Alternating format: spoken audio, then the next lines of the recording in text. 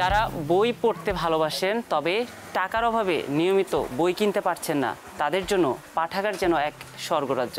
দর্শক, স্বাগত জানাচ্ছি ভাষার মাসে সময় টেলিভিশনের বিশেষ আয়োজন আমাদের পাঠাগারে। আজ আমরা এসেছি টাঙ্গাইল সদর উপজেলার বাতিঘর আদর্শ পাঠাগারে। সঙ্গে থাকছি আমি নিয়াজ শুভ।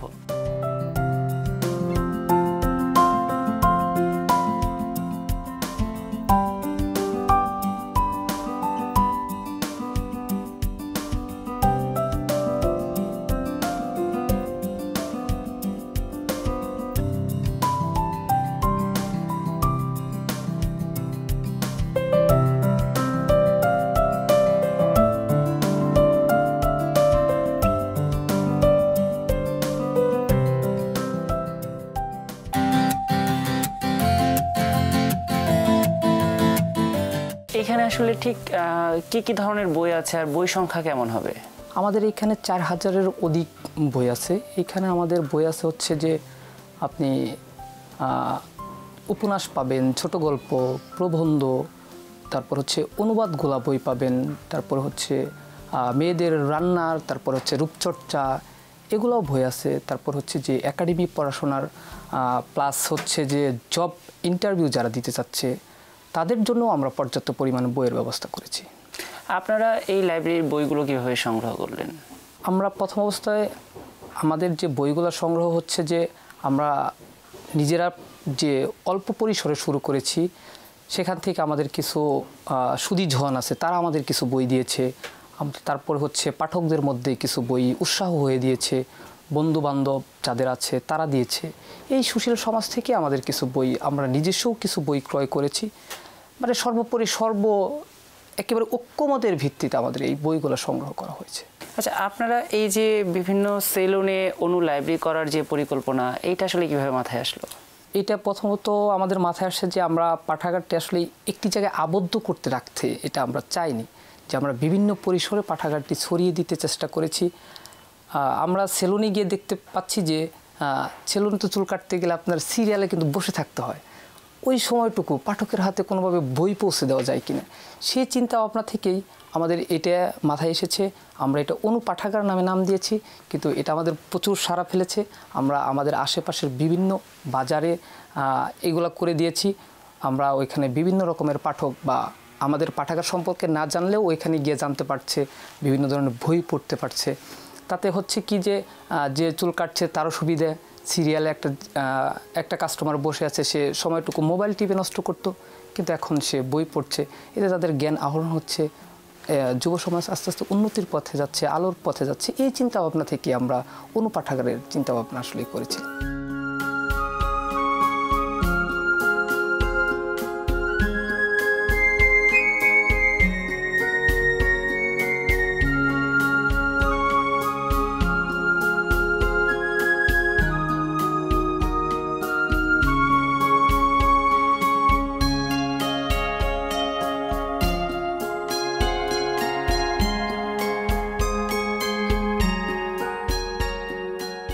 ডক্টর এপিজে আব্দুল কালাম একটা কথা বলেছিলেন যে একটি ভালো বই 100টি বন্ধুর সমান এবং একটি ভালো বন্ধু পুরো একটি লাইব্রেরির সমান।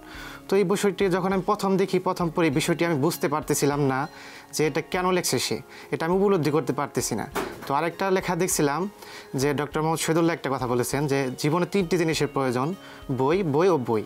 তো আমি ভাবি যে এই কথাগুলোর মানে কি, তখন আমি সেটা ভালোভাবে উপলব্ধি করতে পারতেছি না। তো তখন কামাল ভাইয়ের সাথে আমি শেয়ার করি। তো আমি আমার জীবনে প্রথম আমাকে ভাই একটা আত্মমূলক বই দিয়েছিল, রিসার্চ ইওর ডাউন ব্যাটারি। বইটি লিখেছেন জঙ্গার মাহবুব। তো বইটি পড়ে আমার জীবনে ব্যাপক প্রসার ফেলেছে, ব্যাপক উন্নতি হয়ে গেছে। কেননা বইটি স্টুডেন্ট লাইফের জন্য এতটা গুরুত্বপূর্ণ, এতটা ইফেক্টিভ, সেটা আমি ওই বইটি পড়ে বুঝতে পেরেছি।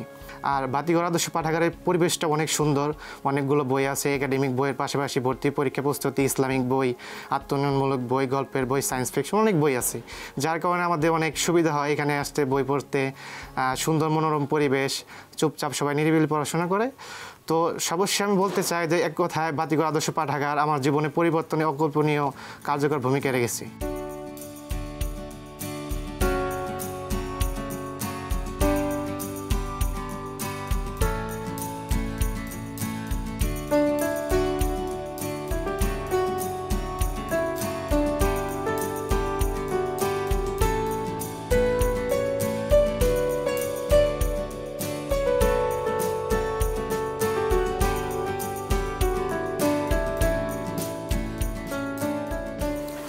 পাঠাগারে বসে বই পড়ার পাশাপাশি আলোর ফেরি অ্যাপের মাধ্যমেও বই পড়তে পারেন পাঠকরা।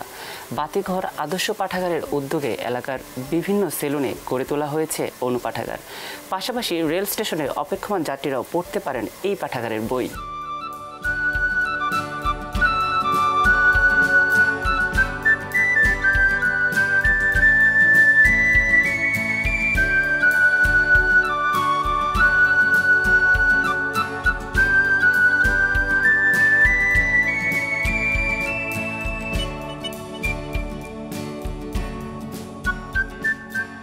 দেড়শোর মতো বই ছিল সম্ভবত প্রথম অবস্থায়, কিন্তু আস্তে আস্তে সেটা 4000 উপরে ওটা ছাড়ে গেল।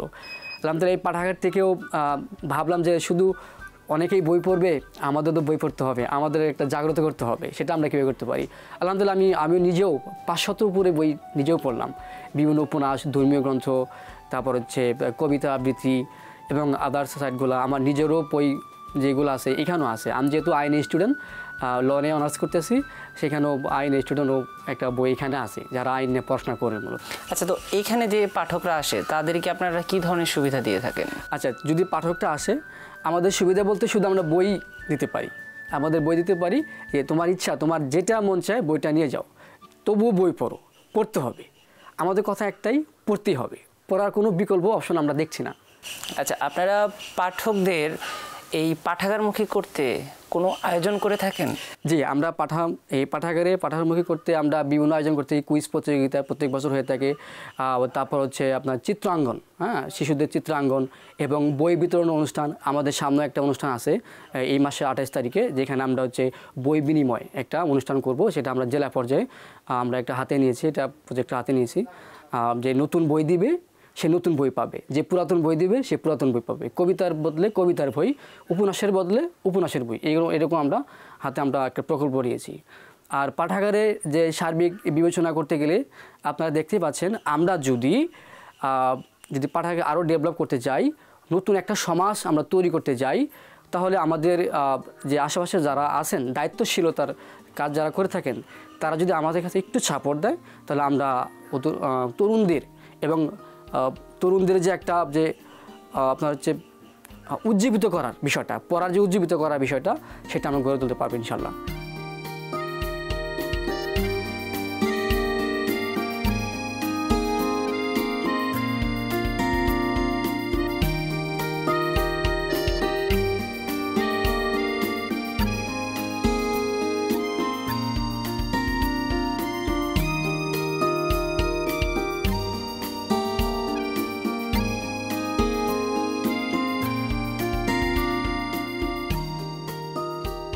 বাতিঘর আদর্শ পাঠাগারটা আমাদের এই প্রত্যন্ত অঞ্চলের মানুষের জ্ঞান চর্চাকে অনেক অংশে বাড়িয়ে দিয়েছে।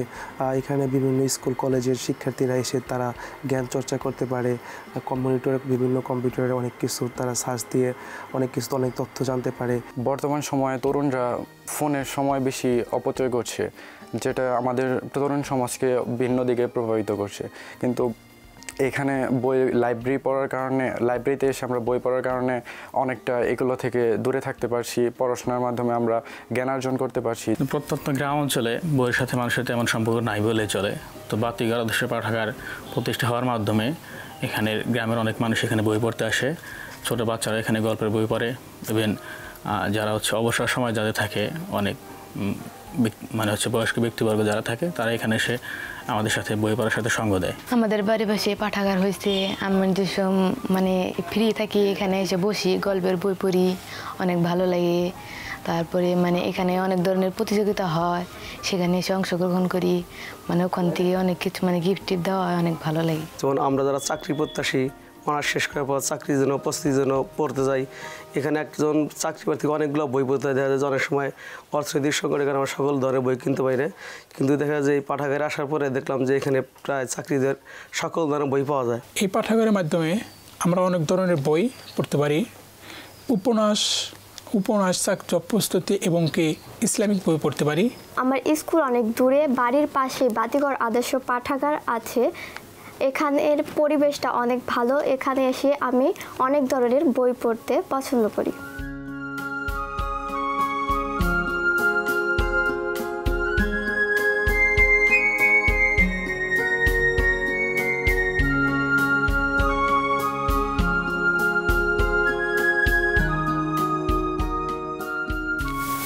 শহরের কোলাহল থেকে খানিকটা দূরে গ্রামীণ সমাজে শিক্ষার আলোকে ছড়িয়ে দিতে বাতিঘর আদর্শ পাঠাগারের পথ চলা শুরু। গ্রামের মানুষ এবং তরুণ সমাজের উদ্যোগে ছড়িয়ে পড়ছে বাতিঘরের আলো। দর্শক, আজ এ পর্যন্তই। দেখা হবে নতুন কোনো পাঠাগারে।